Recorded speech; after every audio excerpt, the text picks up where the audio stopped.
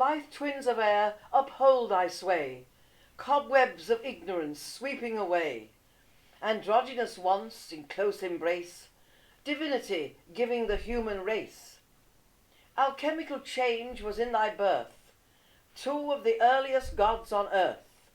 Castor and Pollux, Michael and George, spirit and matter released from the forge.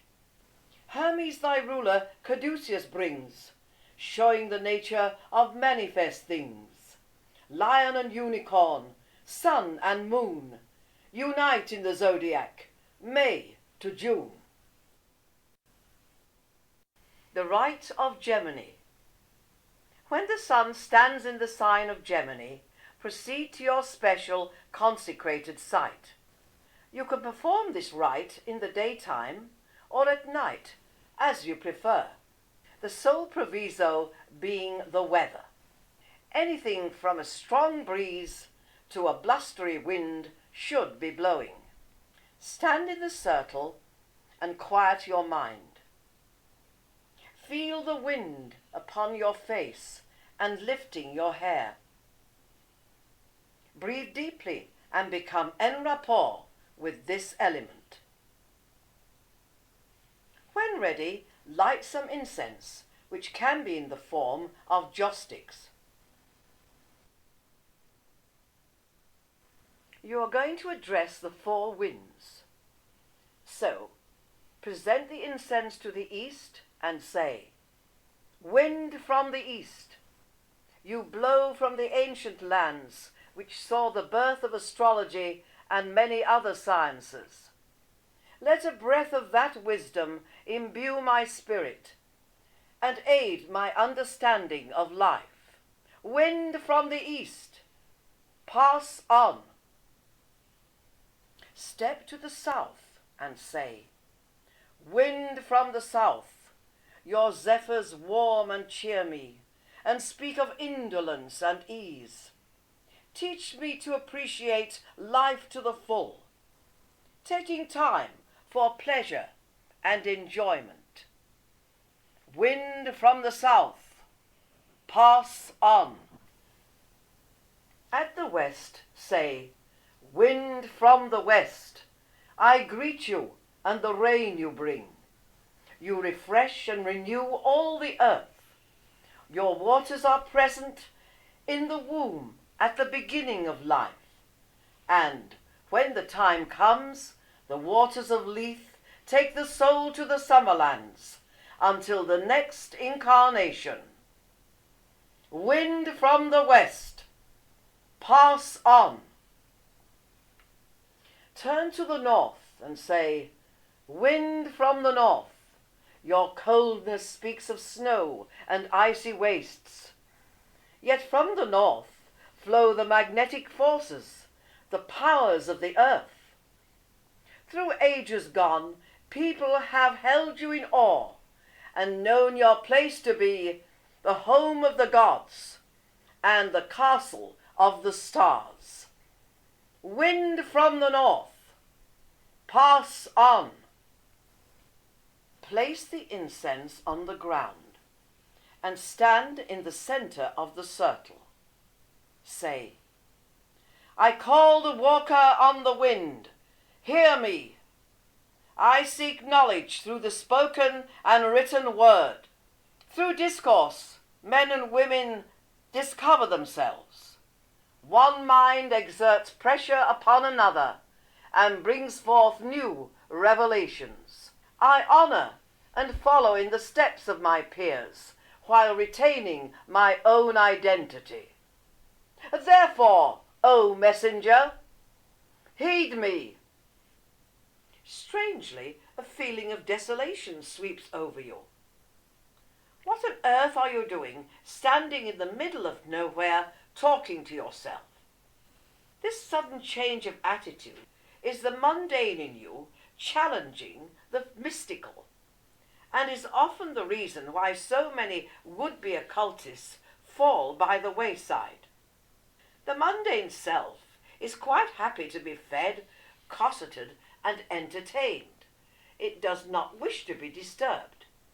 And so it is for incarnation upon incarnation until the will is strong enough, the mind free enough to escape from the incessant demands of the body. Think on this. Make yourself comfortable, close your eyes, and begin the visualization.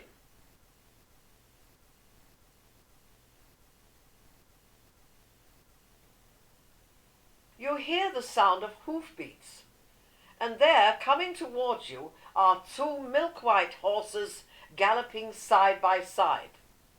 Their riders are two naked men. They wear Phrygian-style caps, carry spears, and around each of their heads is a bright aureole of light. Needless to say, their bearing is regal. The riders rein in their steeds outside the circle, the horses rearing up, white manes blowing in the wind. You gaze at this awe-inspiring spectacle, unable to do anything except stare. Handsome beyond belief, their faces shine with power. These are the Dioscuri, the twin horsemen. They speak to you, yet not in words. The mode of contact is telepathy, each thought transferred from mind to mind with the utmost clarity and sounding as a silver bell which reverberates softly on your inner ear. As the ancient saviour gods, we have been many things to many people, and we are here to welcome you on your path through the zodiac and to explain the basic meanings of our symbol. Employing their spears, the twins draw the sigil of Gemini in the air. The two upright lines linked by lines of energy at the top and bottom.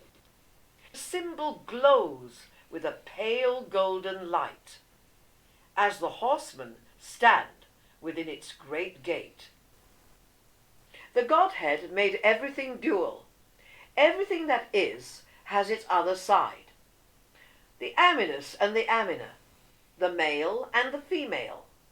The entire universe is erected upon the fusion of opposites.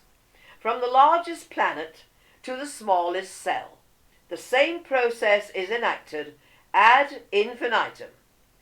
Therefore, look inside yourself and perceive that other shadowy self. It is of the opposite sex to that of your flesh. Learn to know it and allow it to grow. Learn to love it, and you will find yourself healed of many negative traits. You will also discover why you react to similar traits in others. The result will be breadth of vision, understanding, and the cleansing of your aura. Heed the words which were placed above the doors of all temples of the mysteries.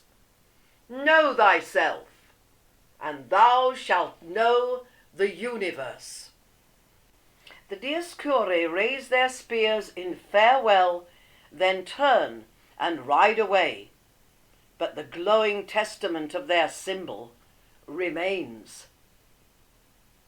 The sound of happy children's voices can be heard in the distance. They chatter and laugh as they draw nearer. Some play with balls, while others have skipping ropes and balloons. Their faces are radiant and full of innocent pleasure. When they see you, they come running through the Gemini symbol and crowd around, talking excitedly. Although they come from many different cultures, they understand each other perfectly. Taking your hands, they lead you into a dance, twisting and turning around the circle. Their youthful exuberance and zest for life is infectious, and you join in their mood with a will. A boy with golden curls and sea-green eyes approaches. His young tan body is covered by a leopard skin. My guardian conveys messages between the worlds. I am the child Dionysus. Forget earthly sorrows. Come, drink from the cup. He offers you a golden goblet, and you partake of the crimson-hued wine of ancient healers. Then Dionysus calls to the children, and small arms entwine around you as they take their leave. They promise to return when you call them. You are alone again, but the memory of those flower-like faces will not fade, and you will never be lonely again. A vivid flash, as bright as the sun, is momentarily dazzling, and you cover your eyes. There is a whirling as of many wings above you, and a laugh that is at once amused and mocking. You look up in time to see something in a sun-bright orange cloak skim past. It flashes over you again, too fast to make out any form. Stop playing games and show yourself. You gasp, horrified at your temerity. Did you really say that? No, you merely thought it, says a melodious voice just behind you. Spinning round, you behold the god Mercury. The clear grey eyes sweep over you and seem to pierce your very soul. The god is clad in a short silver tunic and has winged sandals on his feet. He wears the winged helmet and carries the caduceus.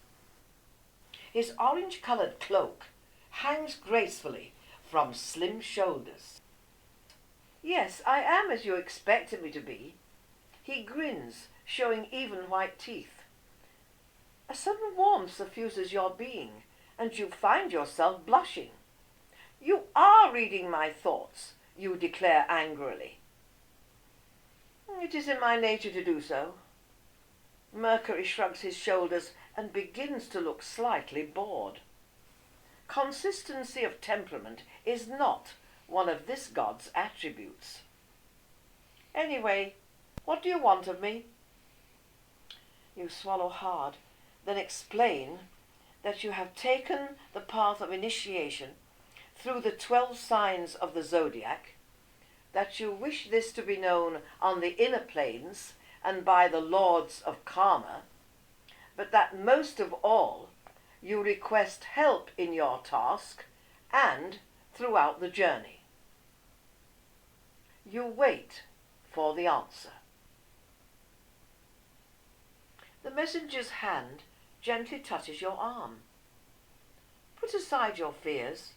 You have shown that pride is not one of your faults. It can be the worst stumbling block in life. Everyone has the right to ask for help, and it will be given. But the initial request for it is a prerequisite. His mood has changed again, and he is full of concern for you.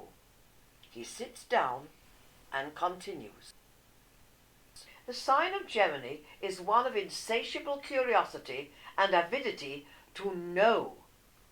It engenders a deep faith in things of the spirit, and speaks of the dual nature in the human condition about which the twins have spoken. The brain is divided into 2 hemispheres. The left side stresses the mundane, practical, and scientific, while the right side emphasizes the artistic, poetic, and mystical. There is usually a tendency to employ one side more than the other, and this manifests as a preference to write with the left or the right hand. Leanings to the left side of the brain will promote use of the right hand, and vice versa. As soon as the preference is exhibited, it reveals, to the knowledgeable in these matters, whether the child will be predominantly a feeling or a thinking individual. Sometimes the child is ambidextrous.